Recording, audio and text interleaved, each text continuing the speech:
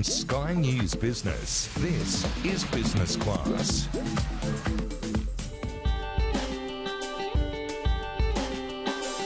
Hi, I'm James Wilkinson and welcome to Business Class.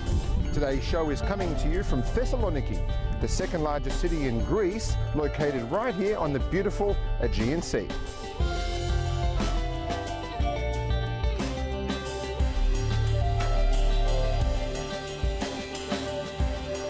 This beautiful part of Europe has become more accessible than ever thanks to new Qatar Airways flights from Doha.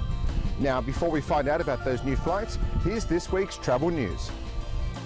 In travel news this week, Air New Zealand and Virgin Australia are set to end their 7-year-long Trans-Tasman alliance from October. Regulatory approval for the alliance expires at the end of October this year, and the parties have said they will not apply for renewal. Air New Zealand's Chief Revenue Officer Cam Wallace said market dynamics on the Tasman have changed, and the time is now right for each airline to focus on its own objectives. Virgin Australia Group CEO John Borghetti said the changes provide opportunities for the Virgin Australia Group on the Tasman, including operating both the Virgin Australia and Tiger Air Australia brands in the market. Since the initial announcement a few days ago, Air New Zealand has revealed it will launch 2 new routes across the Tasman from December this year. It will also add an extra 15% seat capacity across its Tasman services. From December 18, Air New Zealand will operate up to 4 times a week between Queenstown and Brisbane. Plus, it will also launch 5 times a week flights between Wellington and Brisbane. In addition to the new routes, Air New Zealand's also increasing flights to both Auckland and Christchurch. Back onto Virgin Australia, the airline has revealed its new Sydney-Hong Kong flights are now on sale, with the inaugural service set to take off on July 2. Flights will be operated by an Airbus A330 and will feature Virgin's popular The Business Cabin. American Airlines is set to become the world's largest Boeing 787 Dreamliner operator, following an order last week for 47 more of the fuel-efficient aircraft. American will use the extra 787-8s and 9s to replace its aging Boeing 767 and Airbus A330 fleets. The world's largest airline currently operates Dreamliners to destinations around the world, including Tokyo and Sydney. And Cathay Pacific is increasing its Adelaide to Hong Kong services to 6 flights per week from October 28. Flights will be operated by an Airbus A330 featuring business, premium and economy. In hotel news, Ovolo Group has opened a remodeled new Inchcolm hotel in Brisbane, following a major makeover of the property since it was purchased in late 2017. The new design of the hotel draws inspiration from its rich architectural heritage, which dates back to the 1920s. The hotel also features a signature restaurant and bar called Salon de Co, headed up by Brisbane chef Anthony Hales. In Victoria, the doors are now open at the $150 million Novotel Melbourne South Wharf. The hotel is adjacent to the Melbourne Convention and Exhibition Centre and features 347 rooms and suites. Features of the hotel include a gym, self-service business centre and a bar and restaurant called Mr. Capano. Qatar Airways has just launched 4 times a week flights from Doha direct to Thessaloniki. Right after the first flight landed, I caught up with the country manager for Greece for Qatar Airways, Teresa Cicel. We are pretty excited about the launch, and we've been expecting it for the past 2 years. So finally it's happening and it's all systems go. A big move from an airline to come into a secondary market in Greece like this. Usually everyone goes into the islands, which you are launching up next, aren't you? Yes, we're launching Mykonos as a 3rd gateway into Greece. That's coming in May. And again, it's a huge step for Greece and for Qatar Airways as well. And coincidentally, Athens and Thessaloniki and Mykonos are 3 big Australian destinations out of Australia on your network as well, aren't they? Yes, as per the forecast that we have, the passenger demand to and from Australia is huge. And considering that we've got 3 daily operations in Athens and then we have 4 flights a week to Thessaloniki, we're expecting this to grow quite a lot. That's mainly because there's a huge community of Greeks living in Australia, and we are providing a seamless connection for them to come to Thessaloniki. So pretty excited about that. I mean, you've also got the right fleet to be able to do this. I mean, you've got A320s which you're bringing in here, which have got a very nice product on board, haven't they? Yes. The product is perfect both for economy and leisure, business class, because it suits the needs of the business passenger as well as the leisure passenger. So, you know, it's a great product throughout. And a busy year for Qatar Airways. You've got 16 launches this year, and obviously a few in your area as well, which is obviously pretty exciting. So great to be with an airline that's expanding so much. Wherever we go. It's also to support the tourism in the country, and knowing that Mykonos and Thessaloniki are a huge destination for both Australians, for the Southeast Asians, and also for Qatar. So it's a perfect opportunity for us also to grow our network in Greece and support that tourism growth. And having that one-stop network out of so many countries as well. You look at all of Southeast Asia, you've got Europe as well, you've got in Australia too, the US. So offering that one-stop into secondary Greek cities is a huge advantage you guys have. Well, the advantage is Hamad International Airport, because recently Skytrack recognized Hamad International as the best airport in the Middle East and also the 5th best airport in the world. So, you know, it's a perfect connecting point for all these 150 destinations.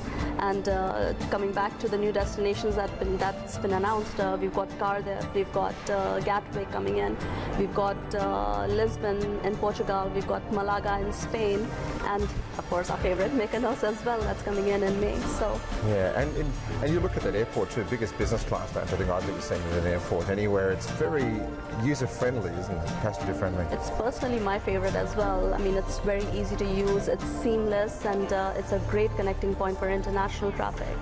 And anyone who passes through that airport, the feedback that I've received from my customers is always positive. And how are the new flights going so far? How's Thessaloniki coming along, and how's Mykonos looking at the moment for you? Well, at the moment, as soon as we announced Thessaloniki, the loads just, the passenger numbers just started coming in, and we had a huge growth on the flights, and especially, again, Australia is the biggest contributor into Thessaloniki, and we're expecting the same for Mykonos as well. When it comes to the onboard experience, Qatar Airways is one of the world's best in business class. On board the airline's fleet that flies down under, which includes the Boeing 777, Airbus A380 and Airbus A350, you can expect 2-metre-long flatbed seats, over 4,000 entertainment options, a dining-on-demand service, amenity kits from Bricks, and pyjamas from the White Company. The quality of food on board is exceptional, and the wine list is one of the best you'll find in the sky.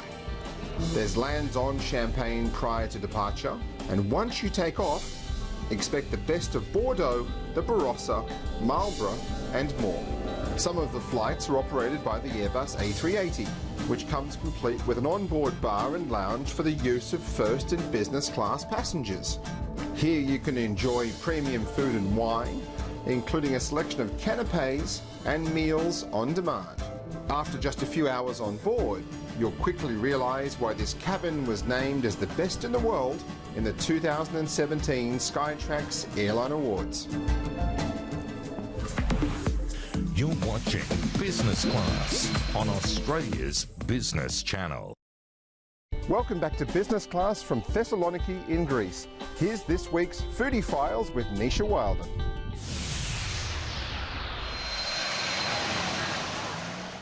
Thanks, James. Yes, well, I don't have any current intel on the food and wine scene in Greece, but I can share a couple of my fave Greek restaurants closer to home. Well, first in Melbourne, if it's upmarket and cosseting you're after, I'd recommend Press Club. If it's old school and rollicking you prefer, well, you can't go past Jim's the Greek.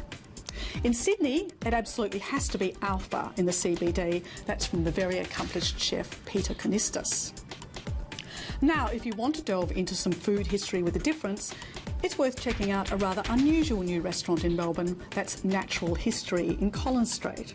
Natural History is sort of what you get when you cross a steakhouse with a museum. That's right, you get lots of stuffed animals behind glass looking down on you while you tuck into your 3-martini lunch.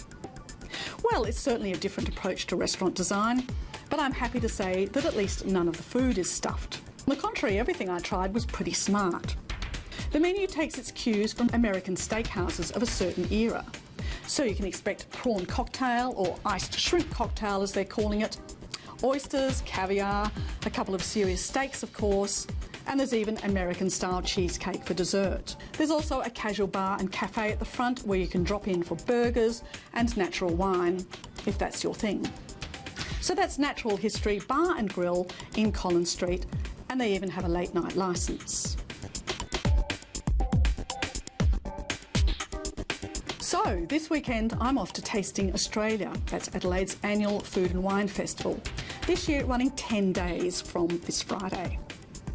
Now, I'm sure we all know the state's food and wine scene is booming, but I reckon it's genuinely exciting to see what the festival is doing this year to take that momentum even further. For a start, they are going further than ever before with Tasting Australia Airlines. Of course, they're calling that TAA. Now, that's taking visitors to Kangaroo Island, Coffin Bay, and a couple of other far-flung foodie regions. Or you might prefer a helicopter tour of McLaren Vale, which of course ends with a 9-course lunch at a winery. But if you'd rather stay closer to home, there are compelling reasons to do that this year, with some of the world's top chefs coming to Adelaide for the first time. In fact, they're coming to Australia for the first time. So who have they got? Well, I'm looking forward to seeing Carlo Maracci from the US. Now, he runs a 2 Michelin star, 12-seater fine diner in Brooklyn, as well as a pizza joint. Then we have the famous Costardi brothers from northern Italy.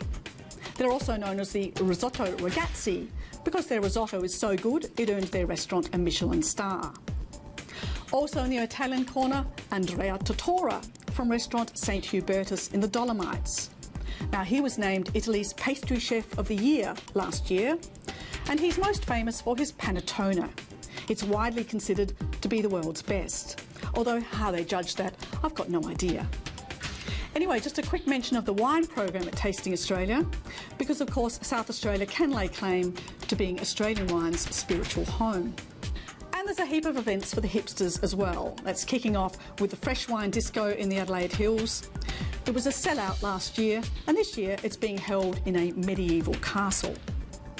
So that's Tasting Australia, 10 days, April 13 to 22. Check it out on the website, tastingaustralia.com.au.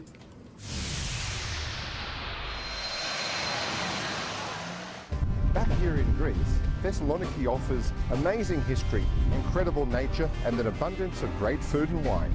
Here are some of my favourite things to do. Start off any adventure to the Greek port city of Thessaloniki with a guided tour of the city. Evidence still remains of Roman, Byzantine and Ottoman history throughout the city, especially around the upper town called Arnopoli. The ruins of Roman Emperor Galerius's 4th century palace include the rotunda that has been both a church and a mosque. Much of the city centre was destroyed in the Great Fire of 1917, and the rebuilt 20th century city has a modern European layout. Alongside the rotunda, other must-sees here include the 5th century church Hagos Demetrius. Here you'll find well-preserved mosaics and paintings, and the church is dedicated to Saint Demetrius, the city's patron saint. On the waterfront, the iconic Ottoman White Tower has a museum about the city's history, while nearby you'll find a plethora of bars and restaurants lining the ocean. A 45-minute drive from Thessaloniki is Vergina, and it's best known as the site of the ancient Aegae, the first capital of Macedon. It was there in 336 BC when Philip II was assassinated and Alexander the Great was proclaimed king. The ancient site was discovered in 1976, and an excavation unearthed the burial sites of many kings of Macedon. The Archaeological Museum of Vergina was subsequently built on the site. It houses all of the artefacts found in the area and is considered to be one of the most important museums in Greece. Now let's check into one of the best hotels in the region, the Eagles Villas.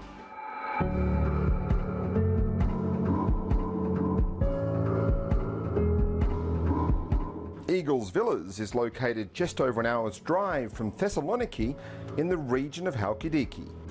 Alongside amazing views of the Aegean Sea, Eagles Villas is home to some of the best hotel rooms in the region. We caught up with owner Konstantinos Tornavoukas to find out more. This is what the concept was from the beginning, to offer a huge piece of land with just 42 villas, a main building which offer the guests a spa, an indoor swimming pool, a fantastic gym, and all the comforts that you can have from hotel services, because it is adjacent to Eagles Palace, which has to offer another 4 a la carte restaurants for each taste. There is a fish restaurant, there is a steak, there is an Italian one, so the guest can have all these choices. The hotel has been around for 40-something years. Yeah. But these villas are a year old and very popular, aren't they? They are very popular because what we thought is when we wanted to make this investment is not to make another room type. We wanted to make an independent hotel within within the area of Eagles Palace, and to offer the guests of the villas, which are guests that they want plenty of room, because the villas are, we have the junior villas, we have the 1-bedroom and the 2-bedroom villas, which are for families of 2 and families of 4, which is an accommodation that we don't offer in the Eagles Palace Hotel. So now this is what makes the villas unique, that there is plenty of space. As I was telling you before, there is privacy, and they also, you can enjoy all the services that Eagles Palace offers. And great food and wine. And great food and wine, especially we have a wine list of about 200 labels of wine, covering all the areas of Greece mainly, and also some labels from abroad. And what's the perfect length of a stay here? I think that most of our guests stay for a week, but some people are staying also for 2 weeks. But the ideal is a week. And so if you look at some of the activities to do around here, there's plenty of water sport based activities, isn't there?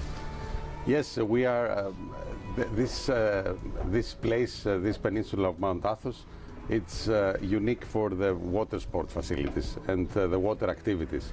Also for children, we are offering a kids club with all the water sports. The children can enjoy for a week and taste all the motorized and non-motorized water sports. They can even start to learn diving. It's called bubble making. They can go to the island, which is just 2 miles from the hotel, with a speedboat, and they can snorkel there. It's something that it's really unique.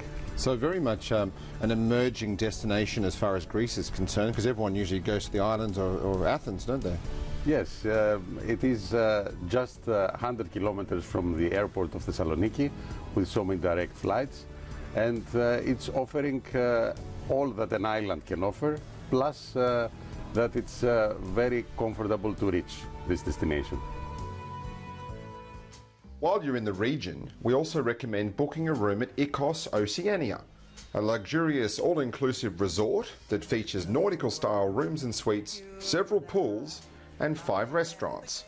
Here there's also a private beach that comes complete with an all-day waiter service, bringing refreshing snacks, food and drinks at no extra cost. Also find several bars, a nightclub, and a theatre that puts on some spectacular shows.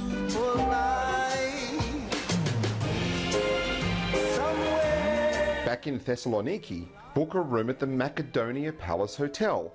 It's located on the water and a short walk from the White Tower. Here you'll find some well-designed rooms and suites, plus a bar, restaurant, and an outdoor pool. Well, that's it from us in Thessaloniki. Thanks for watching, and we'll catch you next time. You're watching Business Class on Australia's Business Channel.